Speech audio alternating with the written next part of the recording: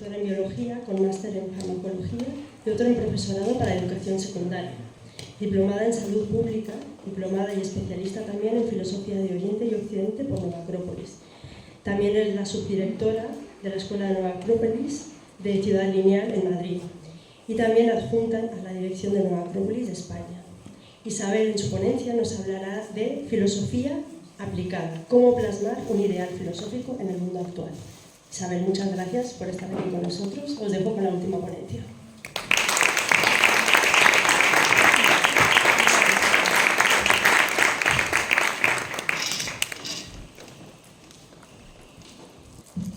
Bien, pues yo voy a hablaros de algo que para mí es como la razón de mi vida y que es la filosofía. Sobre todo porque la filosofía a mí me ha dado una forma de vivir, que es lo que quería transmitir hoy a vosotros aquí en el marco de un lema que justamente se llama Filosofía en Acción. Siempre decimos en Nueva Acrópolis que todos somos naturalmente filósofos, porque desde que el ser humano nace, y sobre todo en los momentos así de mucha juventud, de niñez, pues estamos acostumbrados a escuchar a nuestros hijos y a los niños más pequeños pues decir, pero papá, ¿y por qué? O mamá, ¿y por qué?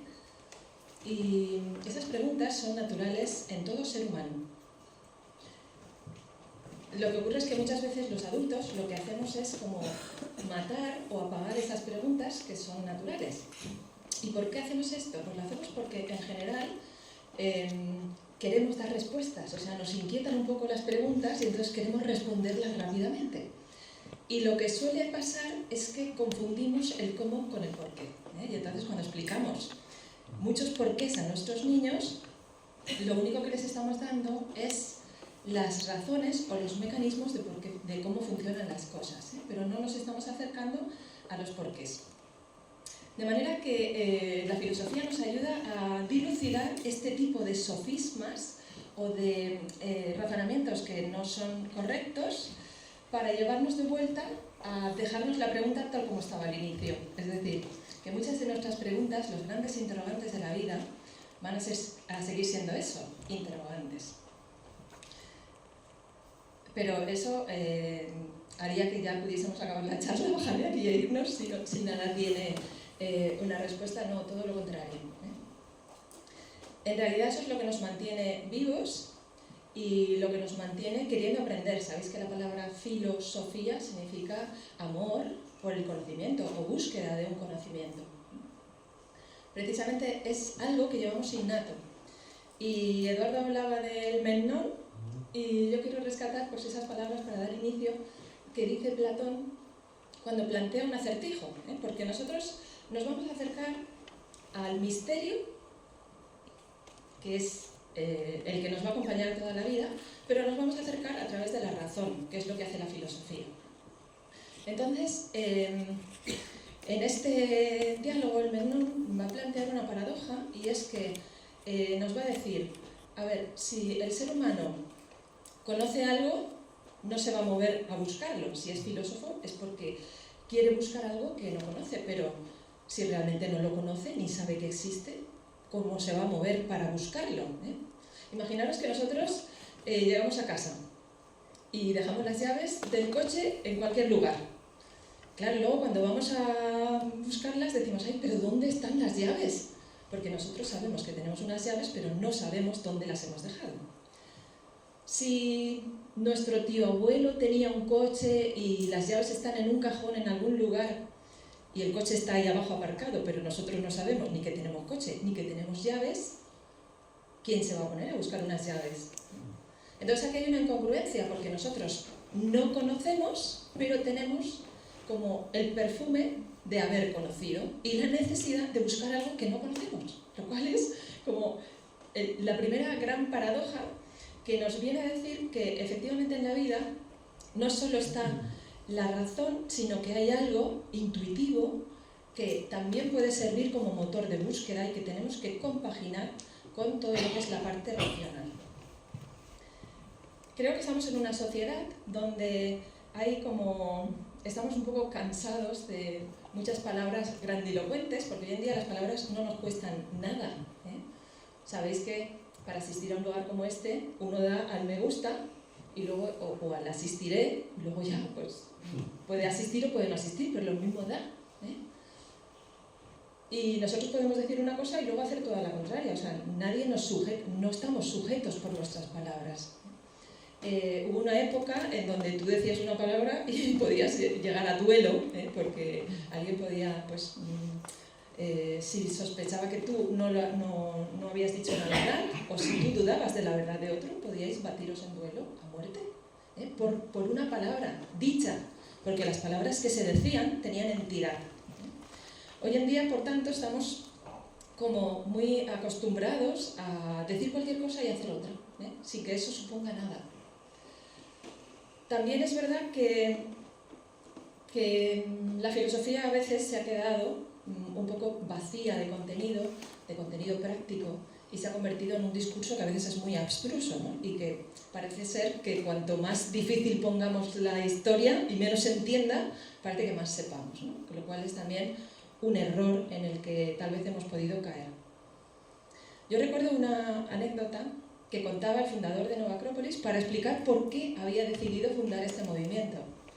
Y entonces él decía que él estaba estudiando en la Facultad de Filosofía y Letras de Buenos Aires y que pues estaba en un grupo de estudiantes que salían juntos de la universidad y que pues tenían que hacer pues algunos trabajos juntos y pues estudiaban la inmortalidad del alma en Platón, hablaban de Kant y justamente estaban haciendo un trabajo de ética de Heidegger. Y entonces iban en el metro de Buenos Aires, ahí hablando de la ética, de los valores cívicos, de la inmortalidad del alma, y entonces hubo un apagón. Y hubo un apagón, en el metro pasó algún accidente, y claro, el profesor Libraga pues, hablaba a sus compañeros creyendo que estaban a su lado, diciéndoles, menos mal que nosotros como hemos aprendido valores cívicos y bueno, entendemos también que no todo acaba con la muerte, que el alma es inmortal y entonces pues, podemos comportarnos más educadamente. Pero claro, cuando se encendieron las luces, resulta que los primeros que habían salido por encima de cualquier otra persona habían sido sus propios compañeros.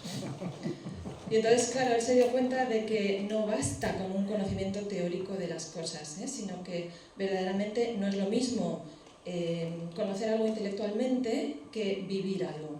Y entonces, ahí es donde él pensó que necesitábamos verdaderamente retomar lo que han sido en la antigüedad las escuelas de filosofía, lugares en donde se enseñaba a vivir, no se enseñaba un conocimiento teórico, sino que enseñaba realmente pues eso, cómo comportarse y cómo funcionar en la vida.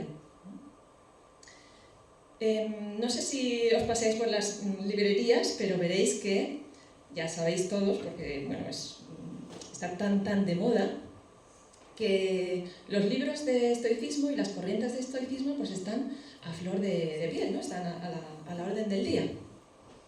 Y bueno, pues es curioso el darnos cuenta de por qué hay esa necesidad en la sociedad de unas corrientes, unos movimientos filosóficos como pueden ser el estoicismo, que propugnan pues una austeridad, están propugnando una serie de ejercicios y de trabajo con uno mismo. Y bueno, estas corrientes de estoicismo pues aparecieron en Roma o se reactualizaron en Roma en momentos de decadencia moral de la sociedad, donde venían a ofrecer pues, como una solución o un parche, ¿no? a una decadencia de un modelo o de un sistema político, de una sociedad. Curiosamente también, junto con este auge de los libros de estoicismo, nos encontramos como que empiezan a aburrirnos ya un poco los llamados libros de autoayuda. Porque vais a ver que, aunque aparentemente puede estar todo englobado en el mismo pack, o en el mismo saco, pues hay una diferencia muy grande entre ambas cosas. Los libros de autoayuda, si pensáis en lo que hay detrás de esos libros de autoayuda, están hablándonos de cómo tener no solo un bienestar físico, sino un bienestar psicológico. Entonces nos hablan verdaderamente de cómo preocuparnos por nosotros mismos. Cuídate, ámate, quiérete, ¿eh? Porque antes de ayudar a otro, tú tienes que empezar por ti. Curiosamente, entonces están reforzando nuestro egoísmo. Están diciendo, no pienses en otros hasta que no hayas resuelto lo tuyo. Y lo tuyo es el asunto de toda una vida o de varias, con lo cual lo que deja es a la sociedad pues carente de cualquier ayuda a otros, ¿no? Porque si nos ponemos a pensar en toda nuestra problemática, eso es inabarcable. Entonces, nos están hablando de ocuparnos primero de nosotros y además de no sufrir, no sufras, no sufras. Fijaros qué mensaje. Justamente el que nos está dando el estoicismo es, vamos a ponernos retos, ¿eh? Y aquí tenemos a Eduardo que ha escrito un libro sobre retos. ¿Sabéis lo que es la palabra reto? Esta mañana hemos hablado del reto de Ulises. Un reto es algo que te va a costar un esfuerzo. Te va a costar un esfuerzo y que igual te duele un poco. Entonces, justamente, es un poco lo contrario de la filosofía que hay detrás de esos libros que nos están llevando un poco al estatismo. Y que, de hecho, han tenido su momento y que tal vez nos hemos dado cuenta de que por ahí no, que no era ese el camino. Bien, entonces a mí me gustaría también hablar de otras corrientes de filosofía, autores que son también muy, muy interesantes, sobre todo de uno de ellos que es Pierre Hadot, que él ha sido un autor, murió hace poco, pero ha rescatado toda la filosofía clásica y ha rescatado todo lo que es el llevarnos de nuevo a lo que eran las escuelas de filosofía en la antigüedad, de una manera de vivir. Cuando nosotros pensamos en los cínicos que han aparecido aquí también esta mañana, pues la gente reconocía a un cínico en la calle, porque no solo pensaba una serie de ideas, sino que las vivía, las llevaba hasta sus últimas consecuencias. Y claro, eso es lo que nosotros queremos. Queremos tener unas ideas y vivirlas. Es prácticamente, o sea, es que es un derecho natural del ser humano, el poder vivir aquello en lo que cree. Entonces, Pierre Hadot tiene un libro que se llama Ejercicios espirituales y filosofía antigua, en donde nos habla de que todas estas escuelas que tenían sus doctrinas, tenían sus líneas de pensamiento, pues también ofrecían a aquellas personas que se acercaban a esta escuela un método, unos ejercicios. Y a esos ejercicios les llamaban ejercicios espirituales, ejercicios del alma. Pero nosotros decimos, ¿y este Pierre Hadot, que es un gran investigador y de repente pues ha tenido que rebuscar mucho para encontrar eso? Pues no, la verdad, porque si nosotros nos vamos a Platón y vamos al libro tercero de la República, ya Platón nos dice que la educación platónica se basa en la música y en la gimnasia. Entonces, en ejercitarnos. Porque la música no es la música del conservatorio, es las artes de las musas, de las 9 musas, las ciencias, las letras, todo, la historia, el arte, la poesía. Pero la gimnasia no es el irnos a un gimnasio, sino que es cómo hago yo para, a través de mi cuerpo, fortalecer mi psique. O sea, tenía un calado muy grande eso de la gimnasia. En realidad, gimnasia viene de gimnos, de desnudez. Es cómo conseguir la purificación, la pureza. Y eso, pues sí, eran técnicas alimenticias, técnicas de higiene y técnicas mentales, de mucho autocontrol. Entonces, los ejercicios espirituales o las técnicas han estado presentes en todas las escuelas de filosofía. Me encanta Platón y me gusta mucho por cómo trata al ser humano, porque habla en todo momento de la existencia del alma y nos quiere como acompañar en esa constatación de que el ser humano tiene un alma, que tiene un algo trascendente. Y entonces pone en la boca de Sócrates la figura el partero, ¿no? el que da nacimiento al alma, el que hace a la persona volver la mirada hacia sí y darse cuenta de que tiene un alma y de que además su vida tiene que estar dedicada a ese cuidado del alma, que no es el confort ni el preocuparnos de nosotros mismos. Atención, que no es exactamente eso cuando habla Platón del cuidado del alma. Pierre Hadot nos rescata un término griego para hablarnos de estos ejercicios que eran típicos de las escuelas griegas, que es ascesis. Ascesis en griego significa ejercicio, tan solo ejercicio. Y era el ejercicio que hacían los atletas griegos cuando entrenaban y también el ejercicio que hacían los militares cuando tenían que entrenar para ir a la guerra. Eso eran los ejercicios. Como hoy, cuando pensamos en alguien asceta o una vida ascética, estamos pensando como en los yogis estos de la India que van ahí como desarrapados, ¿no? Y como con una austeridad extrema. Pero bueno, sin llevarlo a eso, verdaderamente el filósofo, esos yogis que eran filósofos orientales, verdaderamente se ejercitaban en esa ascesis. Y si nos vamos al diccionario de la Real Academia y buscamos qué significa asceta, pues vamos a ver que cuando habla de asceta es una persona que está buscando su perfección moral y su perfección espiritual. Es decir, son dos vías que van paralelas. Aquí antes se ha hablado también de la virtud. Cuando hablamos de perfección moral, estamos hablando de que un filósofo busca ser mejor. Busca ser mejor. Eso que era algo también como común en toda la filosofía de la antigüedad, hoy ya no es tan obvio, tan evidente, y no tenemos claro eso de que nos interese la virtud. Yo creo que nos la han vendido muy mal y entonces nos parece algo como un poco religioso, flojo, blando, no sé, una línea... Pero es todo lo contrario, la virtud.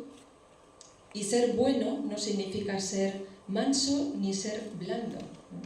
Sócrates ya dice que la bondad cuesta mucho esfuerzo, cuesta muchísimo ser bueno, no es algo así que sea fácil. Entonces, en realidad, la palabra virtud viene en este caso en latín, pero viene de la raíz vir, y vir es fuerza. Y curiosamente, cuando nosotros hablamos de virtud, hablamos de desarrollar una fortaleza interior. Qué bonito el poder decir que en realidad lo que quiero es fortalecerme, es ser más fuerte, pero más fuerte físicamente, más fuerte de músculos.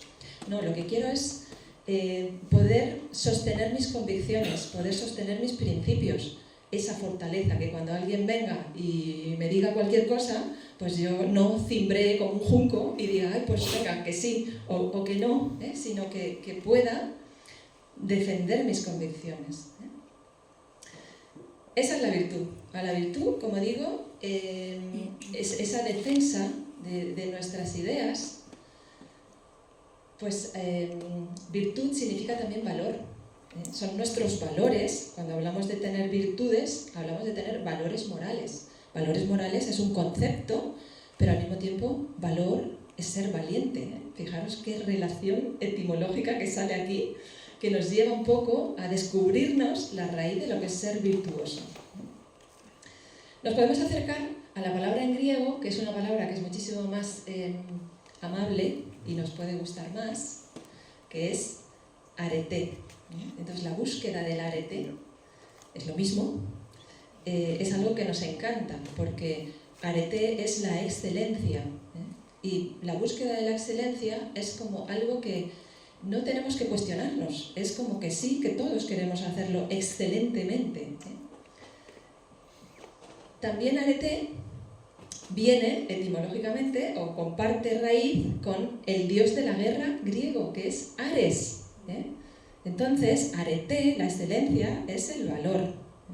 Es decir, que para llegar a la virtud hay que batallar, hay que sostener un combate, en este caso un combate con nosotros mismos, porque defender nuestras ideas no es gratis, no es regalado, cuesta mucho, porque por dentro de nosotros hay muchas cosas, muchos elementos indómitos que nos boicotean continuamente, de manera que algo que tendría que ser como inmediato, que una cosa llevase a la otra, pues no sé por qué, pero no lo logramos fácilmente. Bien, entonces además el asceta habíamos dicho que no solo es aquella persona que busca una perfección moral, sino también alguien que busca una perfección espiritual. Esto a mí me ha gustado muchísimo porque creo que verdaderamente no se pueden separar. Hay mucha gente que intenta vivir caminos espirituales de meditación, de trascendencia, de muchas cosas, pero que lo ha desligado completamente de lo que es una vida virtuosa, de lo que es una conducta moral. De manera que, bueno, uno puede pues intentar conectarse con algo, pero ahora vamos a ver que está totalmente ligado la moral y la mística. Pierre Hadot nos va a hablar en este libro y en algún otro de un autor que es Filón de Alejandría, que fue el que en sus escritos, los que nos han llegado, pues hace una especie de catálogo de qué era lo que ofertaban estas escuelas de filosofía, qué ejercicios proponían, porque vale, proponían ejercicios, pero ¿cuáles, no? Pues, bueno, muchos de ellos, como digo, se han popularizado por todos los libros de estoicismo. Podemos hablar del examen de conciencia, la reflexión, la introspección, lo que es el examen de conciencia. Esto, pues, es verdad que aparece entre los estoicos, también aparece entre los pitagóricos. Si veis los versos de oro, en los versos de oro de Pitágoras aparece el no te vayas a la cama sin haber reflexionado sobre qué has hecho en el día. Y pregúntate, ¿lo podría haber hecho mejor? ¿Qué hice mal? Porque sin esa reflexión nosotros no vamos a poder mejorar. Sabéis que Sócrates decía, una vida sin reflexión no merece la pena ser vivida. Necesitamos reflexionar sobre las cosas que vamos haciendo. A veces vamos tan rápido que no encontramos el momento para pararnos a ver qué hicimos. Y si no sacamos conclusiones, pues vamos a seguir tropezando en lo mismo siempre. Todas las empresas tienen sus planes de feedback, de DAFO, lo que se llaman, técnicas para evaluar continuamente lo que están haciendo, para ver cómo van a nivel comercial. Si lo hacen ellos, no tendríamos que hacerlo nosotros para ver cómo vamos, si queremos saber cómo vamos. Pues este era uno de los ejercicios que dice Filón de Alejandría, que estaba en el catálogo de ejercicios que hacían escuelas como los esenios, como los terapeutas y como tantas otras. Había entonces, dentro de estos ejercicios propuestos por todas las escuelas de filosofía, habría ejercicios, como digo, de trabajo con nuestra mente, como pueden ser, hemos dicho, la reflexión, como pueden ser el silencio, como puede ser el estudio. Es decir, permanentemente el ser humano tiene que seguir investigando. La búsqueda filosófica, lo que hablaba la duda, el poner en cuestión, el avanzar, el aprender más, eso es algo que tiene que estar dentro de nosotros como algo ya para toda la vida, no cuando dejamos el colegio dejamos de estudiar. La escucha, aprender a escuchar a los demás, el diálogo, del cual pues, sabéis que Platón era un maestro y nos ha enseñado muchísimo sobre los diálogos. Y luego también otros ejercicios como son el trabajo con las pasiones. La palabra pasión en griego es patos. ¿Os suena patos? Patos, lo patológico. Pues para los griegos las pasiones eran algo que nos podía llevar a la enfermedad cuando están descontroladas, cuando el ser humano se deja arrastrar por sus pasiones. De manera que había que hacer un trabajo con esas pasiones, un dominio de todas esas pasiones. Y todas estas escuelas proponían pues, muchos ejercicios, fundamentalmente para conseguir autocontrol, para ser nosotros, de alguna manera, los que siempre estamos a cargo de nuestra conducta, de nuestras acciones, de todo lo que hacemos. Entre ellas pues hay algunas muy bonitas que, bueno, a mí hay una que me gusta mucho dentro también del ámbito de las pasiones, es el trabajo con los sentimientos. Y si habéis leído a Marco Aurelio, pues veréis que tiene un primer capítulo de sus meditaciones dedicado a agradecer. solo agradecer.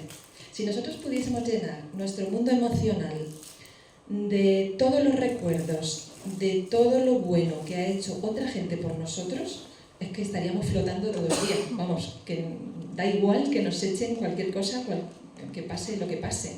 Porque tenemos de sobra tanto que agradecer por el lugar en donde vivimos, por la sociedad que tenemos, por todo lo que nos ha aportado a nivel cultural, a nivel legal, todo el progreso, por todos los que nos han rodeado, toda nuestra, o sea, el hilo de nuestra vida, todo lo que han hecho. Que si hiciésemos como Marco Aurelio, verdaderamente nuestra vida sería ya alegre, sería feliz, sería tranquila. Bueno, el cumplimiento del deber es otro de los ejercicios que proponen estas escuelas.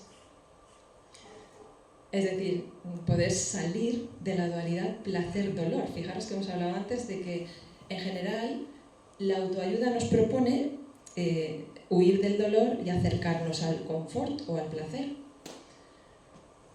Pero, ¿y si podemos superar esa dualidad? ¿Y si nuestra conducta no tiene que estar basada en huir del dolor, sino que puede estar en el cumplimiento del deber? Que claro, la palabra deber pues vuelve a ser otra palabra de esas no gratas, pero da igual.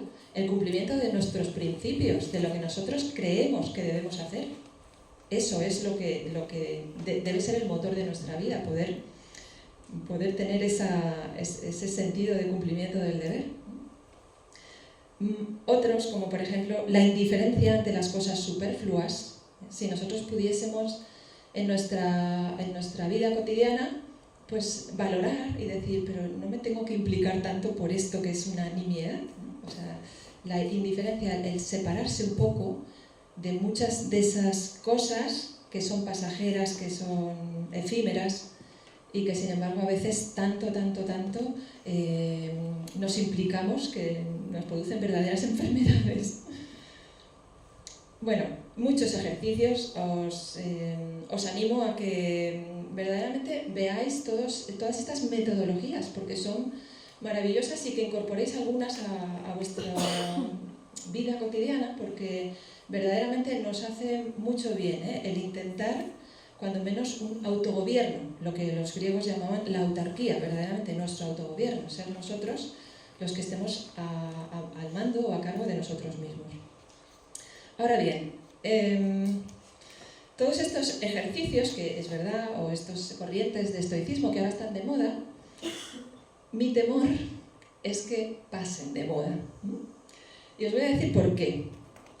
Porque, de acuerdo que tenemos un método, ¿no? Nos están dando unos ejercicios, un método es novedoso ahora, bueno, ya lleva unos años, pero bueno, es, digamos, novedoso, y entonces pues nos podemos animar a hacer alguno de estos retos. Pero, en el fondo, si nosotros no sabemos a dónde vamos, ¿para qué queremos hacer cosas? Es decir, que nunca ninguna escuela de filosofía propuso un método sin tener al mismo tiempo una axiología y una teleología. Es decir, ayudarnos a encontrar una escala de valores y llevarnos a buscar las realidades últimas, lo ultérrimo. Si yo no sé hacia dónde tengo que caminar, ¿por qué me voy a mover? ¿Por qué voy a querer moverme? No voy a tener mucho recorrido.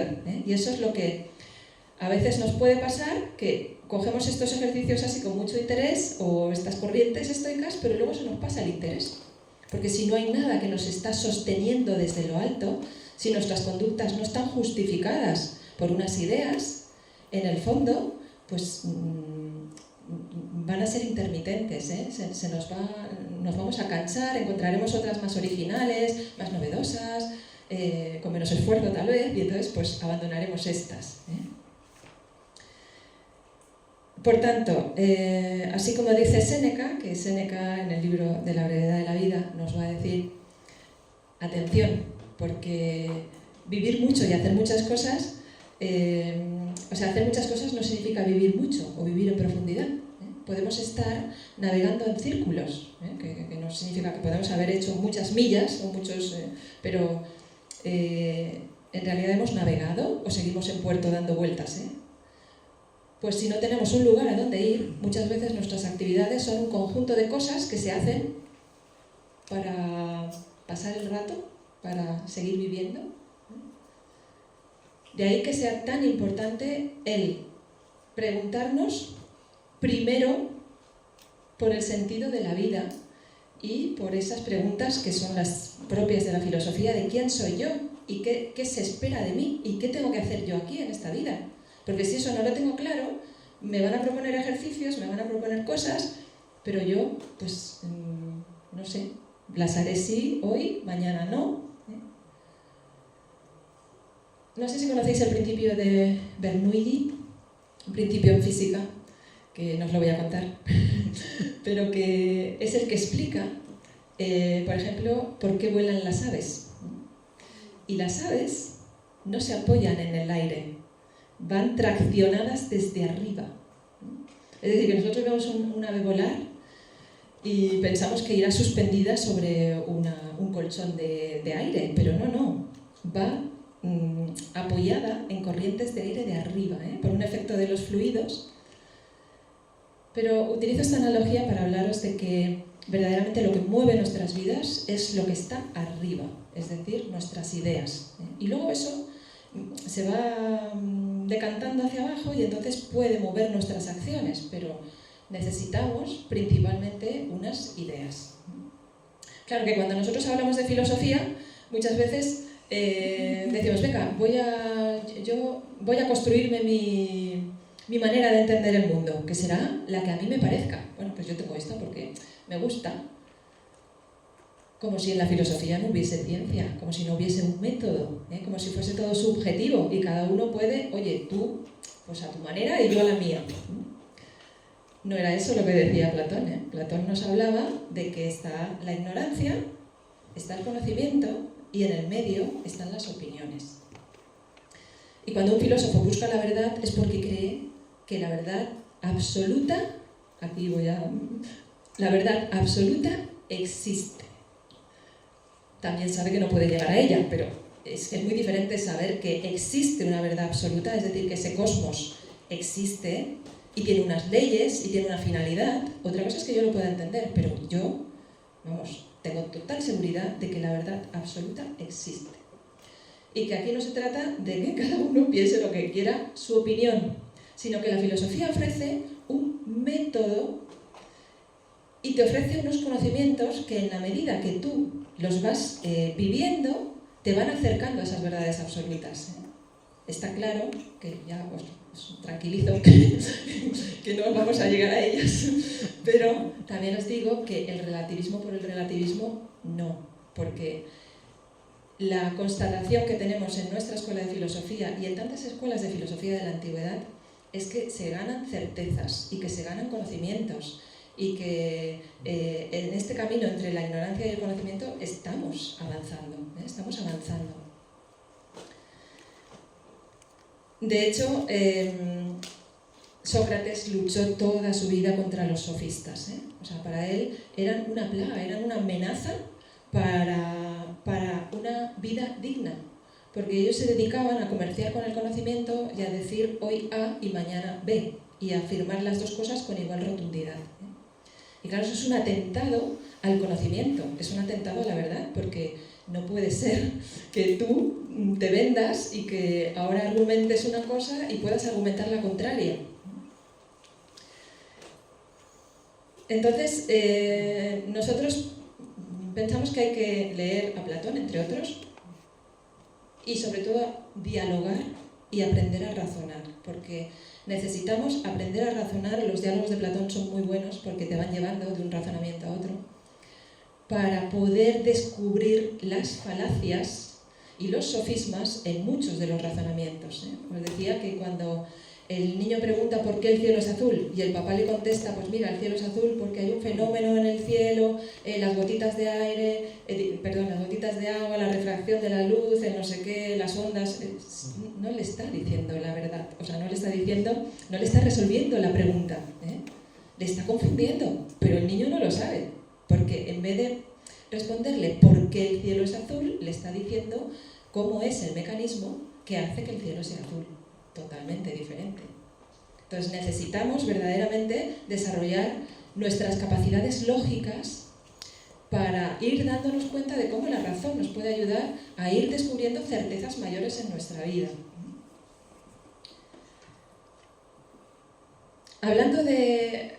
Estamos hablando de esa persona que es asceta, que está buscando una perfección moral y una perfección espiritual.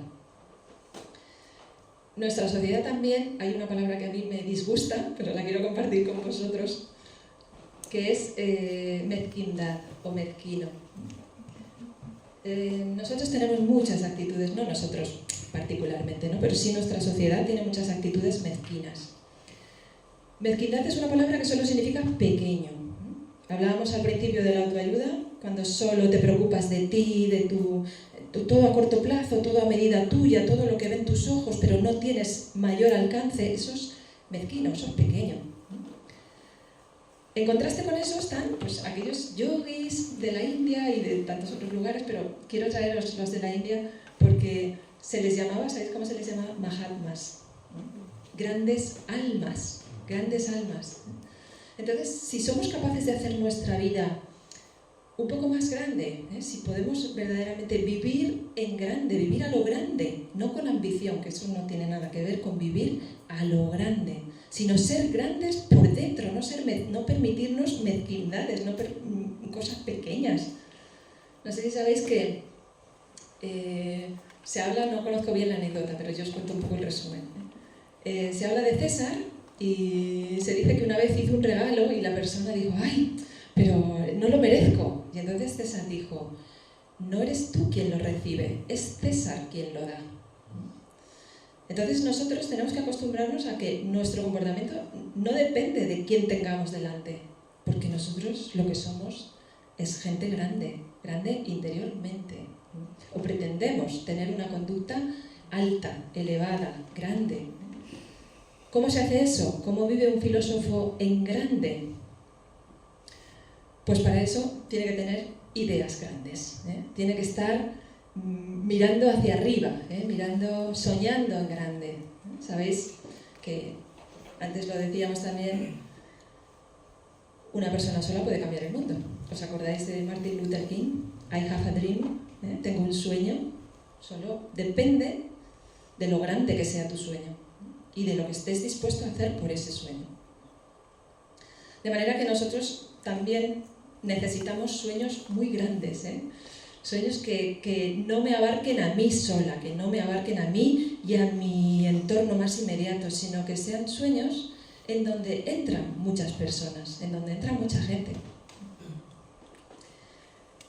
Cuando alguien tiene sueños así, cuando tiene ideales por los que vivir, cuando tiene un ideal, entonces ocurre el fenómeno que ocurría cuando estaba hablando esta mañana Jesús, que hablaba de la juventud eterna, ¿no? de la Afrodita de oro, de personas que verdaderamente tienen una vitalidad tan grande porque se les pueden haber arrugado la piel, pero no se les han arrugado los sueños, que es lo que le pasa a una persona cuando deja de ser joven. Ahora bien, ¿cómo hacemos para soñar? Parecería ser que la espiritualidad está reñida con la filosofía, porque son dos cosas diferentes. Pero yo reivindico que no es así, sino todo lo contrario, porque los primeros filósofos griegos, los físicos, se preguntaban por el porqué de la causa primera. Pues ellos estaban buscando la causa ultérrima de todo. Y cuando llegó la escuela aristotélica, pues le dieron el nombre de metafísica a esos libros de Aristóteles que hablaban sobre los principios primeros. Es decir, la filosofía incluye a la metafísica y la estudia, pero es que es lo primero que estudia. Es decir, para formarnos una idea de qué tengo que hacer en la vida, tengo que también trabajar cuál es la causa y por qué está todo esto en movimiento, por qué está este universo en marcha. ¿Y qué hago yo aquí? ¿Y dónde me ubico? ¿Cuál es mi posición en este universo? ¿Y qué tengo que hacer? Por eso, la metafísica, las ideas trascendentes están totalmente relacionadas con la filosofía y son las que nos van a llevar a aplicar esa filosofía de manera continuada. Claro está que eso de la metafísica es tan arduo, diríamos, áspero, no sé, árido la palabra, que bueno, allí vino Platón y pues nos lo rebajó un poquito y entonces nos dijo, bueno, es que existe un mundo inteligible, ¿por qué no te acercas a ese mundo inteligible en donde existen una serie de arquetipos y si solo intentas plasmar esos arquetipos, realmente tu vida ya cobra sentido, ¿eh? Es decir, si te quieres acercar a la belleza, si te quieres acercar a la justicia, si te quieres acercar a la bondad, si te quieres acercar a la verdad, ese puede ser la meta, el objetivo de toda tu vida, porque eso no te lo acabas.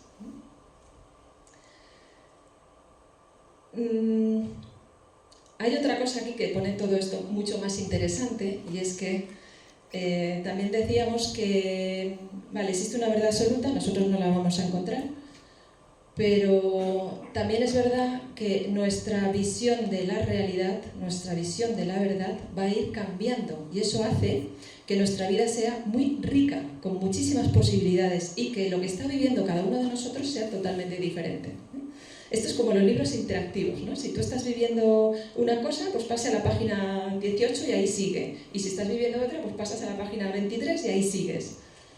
De forma que nos vamos a acercar a Plotino, porque Plotino va a decir una cosa que también enlaza con lo que habíamos dicho antes, y es que es la idea, os la resumo, la idea de la resonancia, ¿eh? ¿Sabéis? En música existe la idea de la resonancia. Aparece un sonido y hay otro que resuena, cuando están en la misma nota, pues resuenan. Pues esto lo que Plotino nos viene a decir es que no se puede conocer el bien sin ser bueno, no se puede conocer la justicia sin ser justo. Es decir, que no se puede intelectualizar las cosas. En la medida en que uno es justo, el ideal o el arquetipo de justicia se va desplegando ante nosotros. Y en la medida en que uno es bueno, el ideal de bondad se va desplegando ante nosotros. Y nosotros conocemos esos ideales solo en la medida en que los estamos viviendo, y no más. De manera que verdaderamente esto enriquece mucho nuestras vidas porque nos da como como nunca vamos a ser los mismos, ni nunca la vida nos va a ofrecer lo mismo, porque en la medida en que nosotros pongamos un poco de nuestra parte, va a venir una nueva interpretación, un nuevo aspecto que no habíamos considerado, ¿eh? Y nos va a producir una mayor profundidad de conciencia, ¿eh? Por eso se habla del despertar de la conciencia, de una conciencia cada vez más rica, cada vez más profunda, porque es una conciencia que va entrando en las cosas, pero entra en las cosas conforme las vive, ¿eh? No de manera intelectual.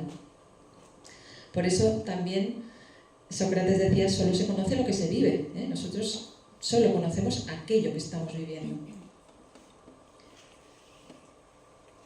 Y también por eso yo a veces me pregunto, con toda nuestra técnica y con todos nuestros avances, pero ese nivel de superficialidad que le hemos dado a nuestras relaciones humanas, donde todo es un WhatsApp corto que mandas, acabas, no llamas, no te reúnes con la persona, o sea, tramitas muchas cosas así a nivel...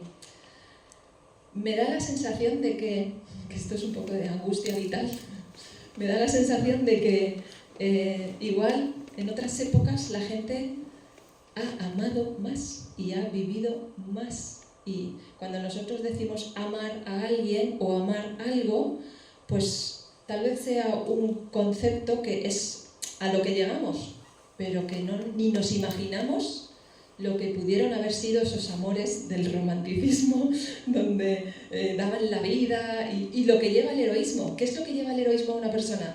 Lo decíamos esta mañana, el amor. Pero claro, es un amor no de te quiero, me quieres, sino es otra cosa, es doy la vida, pero no la muerte, doy la vida, ¿eh? Trabajo por esta idea y doy la vida, me doy a mí misma día a día, ¿eh? Entonces, bueno, pues yo creo que Platón nos ayuda en ese sentido cuando nos habla de una visión trascendente de la vida y nos habla de ese camino que podemos hacer de acercamiento a los arquetipos. Porque cuando uno se va poniendo en sintonía y va resonando, ocurre que de alguna manera los arquetipos te hablan, ¿eh? Y entonces uno es inspirado por esos arquetipos. Hay una tal vez realidad metafísica o realidades que nosotros no podemos explicar, pero que le sucede a los artistas, y es que conectan con las musas, conectan con una inspiración, conectan con ese mundo de lo inteligible. Y es porque están trabajando y están como poniendo sus aspiraciones, su objetivo en ellas. Y bueno, pues en este camino que hemos hecho un poquito así resumido de lo que puede ser una vida filosófica y cómo plasmar un ideal filosófico, pues yo no quería olvidarme de una gran filósofa que fue Madame Blavatsky, que nos regaló una pequeña joya de filosofía tibetana que se llama La voz del silencio. Y en ese libro de La voz del silencio, en donde habla de ejercicios para verdaderamente pues este dominio de la mente, nos va también a ir trazando un camino en donde para que la persona vaya desarrollándose al mismo tiempo que se desarrolla, y en los últimos pasos están los más altos grados de inegoísmo. Es decir, que los seres más místicos, más espirituales, son aquellos que han trabajado su personalidad, pero la han puesto al servicio de los demás, al servicio del bien común, que diría Platón. Porque en verdad no hay una salvación individual. El ser humano es una unidad, una humanidad. Y entonces, por eso el egoísmo, y por eso estos libros de autoayuda que inconscientemente nos están llevando al egoísmo, produce al final tanta insatisfacción, porque es que no puedes ser feliz tú solo en tu isla desierta o en tu mundo de yuppie. No puedes. Nos falta algo, vemos que estamos muy desvalidos. Y bueno, pues en síntesis yo quería deciros que una escuela de filosofía, de las de toda la vida, de las de la antigüedad, proporcionaba conocimientos, nos proporcionaba como un acercamiento para que nosotros pudiésemos descubrir cada vez más certezas, un acercamiento a esa verdad, a ese conocimiento. Proporcionaba un método, unos ejercicios, unas técnicas, pero también nos ofrecía algo que hoy es muy carente en nuestra sociedad, y es un ejemplo. Es decir, que esa persona, que era filósofo, que tenía esas convicciones y que desarrollaba esos ejercicios, era un ejemplo de vida, era un modelo, era como un pitagórico, como un platónico. Eran personas que eran referentes sociales. Sabéis que a los pitagóricos les llamaban los gobernantes para que escribiesen las constituciones. Eran modelos en todos los sentidos. Entonces, cuando uno se da cuenta del poder transformador de la filosofía y de que verdaderamente nos está dando ejemplos de todo tipo, y hasta los más pequeños, de cómo comportarnos, de cómo elegir formas de acción, formas de conducta que son verdaderamente elegantes, estéticas, bellas.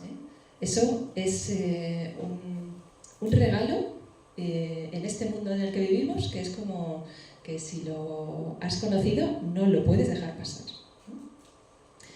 Y bueno, yo quería acabar hablando de que el filósofo pues es alguien que tiene muchísimo sentido común, mucha cordura, pero esa cordura a veces le lleva a la divina locura a la que llevó al Quijote, que sabéis que es otro de los grandes personajes que para nosotros es como un referente, porque el Quijote, que parecía que estaba muy loco, pues tenía una divina locura que le hacía luchar por las causas justas, y pensar que en el mundo había caballeros andantes, que había Dulcineas, que había algo por lo que luchar, por lo que vivir. Entonces, es verdad que cuando él arremete contra los gigantes, pues de repente los gigantes se han convertido en molinos. Y cuando Sancho le dice, pero señor, si ahí solo había molinos, y le dice, ay Sancho, tú no sabes que los gigantes, al arremeterlos, se convierten en molinos de viento. Es decir, que todos nuestros miedos, todo aquello que nos frena el paso, si nosotros tenemos verdaderamente un sueño muy grande, si creemos con convicción, son muros de papel, se deshacen, nada más llegar se deshacen. Es solo cuestión de atreverse, del valor. Habíamos hablado de la virtud, del valor. Hay que ser valientes para conquistarse. Entonces ese es el reto que os dejo en la tarde de hoy. Gracias.